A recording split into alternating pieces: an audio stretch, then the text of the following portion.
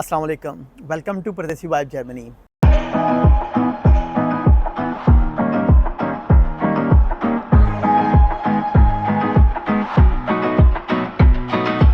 आज हम बात करेंगे जो एम्बेसी की सिचुएशन, कम्प्लेक्स सिचुएशन बनी हुई है अपॉइंटमेंट के अबाउट। आज से एक हफ़्ता पहले डॉन ने एक आर्टिकल इशू किया जिसमें ये लिखा गया था कि एम्बेसी से हमने कांटेक्ट किया है और एम्बेसी ने हमें जवाब दिया कि हम जस्ट मोस्ट डिज़र्विंग स्टूडेंट्स को अपॉइंटमेंट देंगे मास्टर स्टडी वीज़ा की। तो मोस्ट डिज़र्विंग स्टूडेंट उनके केस में कौन से थे? जिनका CGPA 3.7 से ऊपर था, यानी कि वो ऑलरेडी उनको अपॉइंटमेंट्स दे रहे थे। तो ये एक्चुअली क्यूरी थी नॉर्मल ट्रैक वाले स्टूडेंट्स की। उन्होंने डॉन को काफ़ी ज़्यादा ईमेल्स की, मे बी किसी का कोई पर्सनल कॉन्टैक्ट हो, उन्होंने आगे एम्बेसी को अप्रोच किया और एम्बेसी का वो आंसर था जो आप ये देख सकते हैं। इसके बाद क्या हुआ? अगले दिन ही नॉर्मल ट्रैक के 50 से 70 स्टूडेंट्स को अपॉइंटमेंट मिलती हैं, जो कि एक शॉकिंग न्यूज़ थी। स्टूडेंट पिछले 3 महीनों से वेट कर रहे थे कि हमें अपॉइंटमेंट कब मिलें, लेकिन इस आर्टिकल के फ़ौरन बाद ये अपॉइंटमेंट आना शुरू हो गई। अब आगे अगले हफ़्ते ये जो कमिंग वीक आ रहा है या उससे अगले वीक, आई डोंट नो कि क्या सिनेरियो होता है, वो आप सबके सामने होगा, लेकिन होप्स हो कि नॉर्मल ट्रैक वालों को अपॉइंटमेंट मिलना स्टार्ट हो जाएगी। लेकिन प्रॉब्लम क्या है इसके पीछे? प्रॉब्लम ये है कि जर्मन एम्बेसी इस्लामाबाद के ऊपर बहुत ज़्यादा बर्डन है।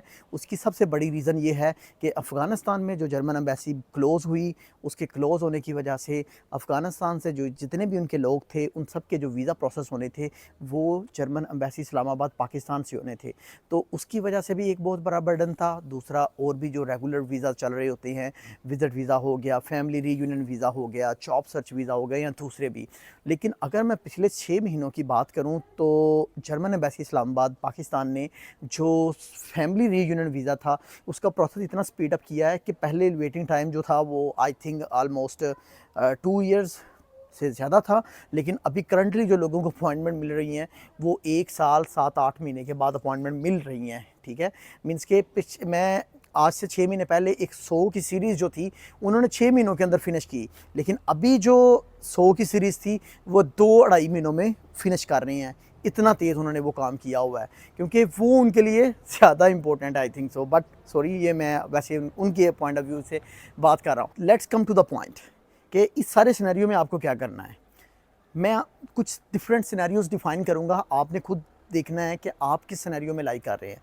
अभी उम्मीद है कि जैसे एम्बेसी ने स्टार्ट की हैं अपॉइंटमेंट देना, जिनका नंबर 2500 तक है, होप्स हो कि उनको ईज़िली अपॉइंटमेंट मिल जाएंगी।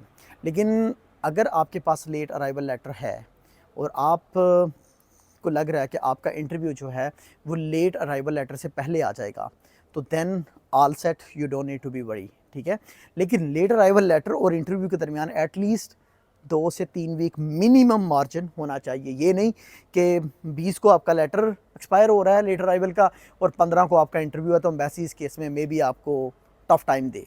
लेकिन अगर आप समझ रहे हैं कि लेट अराइवल यूनिवर्सिटी नहीं दे रही, ठीक है, तो उस केस में तो ज़ाहिर है फिर आपको प्रॉब्लम है। लेकिन उसका सलूशन अगेन है, ट्राई करें उस यूनिवर्सिटी के साथ कि वो आपका एडमिशन जो है वो नेक्स्ट सेमेस्टर में डेफ़र कर दे। अगर वो नेक्स्ट सेमेस्टर में डेफ़र कर देते हैं लेकिन वो लेट अराइवल लेटर प्रोवाइड नहीं करते, तो देन उस केस में आप अपने दोनों लेटर्स के साथ एम्बेसी में चले जाएं और होप्स हो कि एम्बेसी आपको इजीली उसमें एंटरटेन करेगी। तो अगर एम्बेसी जो है अगर यूनिवर्सिटी लेट अराइवल भी नहीं दे रही, डेफरमेंट लेटर भी नहीं दे रही, तो आपका इंटरव्यू भी जो है आप एक्सपेक्ट कर रहे हैं कि लाइक लेट अराइवल जो मैक्सिमम है 15 ऑफ अक्टूबर या यकम नवंबर या 15 ऑफ नवंबर वट, तो उसके आगे पीछे है।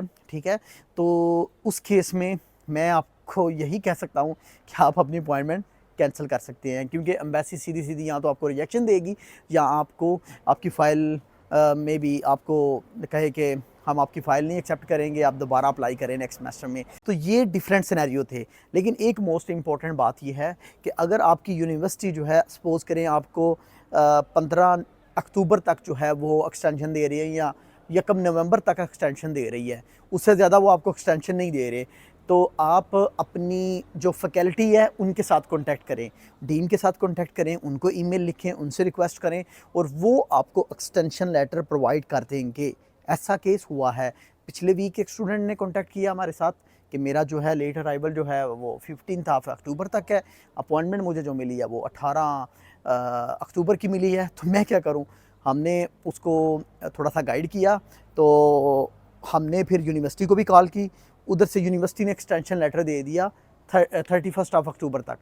तो अगेन वो जो था वो प्रॉब्लमेटिक था, 12 दिन के अंदर वीज़ा तो नहीं लग के आता। फिर क्या हुआ कि एंड ऑफ अक्टूबर से दोबारा हमने उनको कॉल की, थोड़ा सा उनसे लाइक रिक्वेस्ट की, तो वो मूव हो गया 10 नवंबर पे। तो मेरी सजेशन आपसे यही है कि फुल कोशिश करें कि आपको जितनी लेट एक्सटेंशन मिल सकती है वो मिल जाए, क्योंकि अगर एक्सटेंशन ना आपके पास ज़्यादा हुई तो वो वीज़ा प्रोसेस में आपके लिए प्रॉब्लमेटिक है। तो आई होप कि ये सिनेरियो जो है आपके लिए बहुत जितने भी केसेस मैंने डिस्कस किए हैं ये हेल्पफुल होंगे। और आप अगर इनमें से किसी एक केस में भी लाई करते हैं तो आप उसके अकॉर्डिंग चलें। तो बेस्ट ऑफ लक जो भी अपॉइंटमेंट का वेट कर रहे हैं। तो आज के लिए इतना ही, हमें दीजिए इजाज़त। अल्लाह हाफिज़।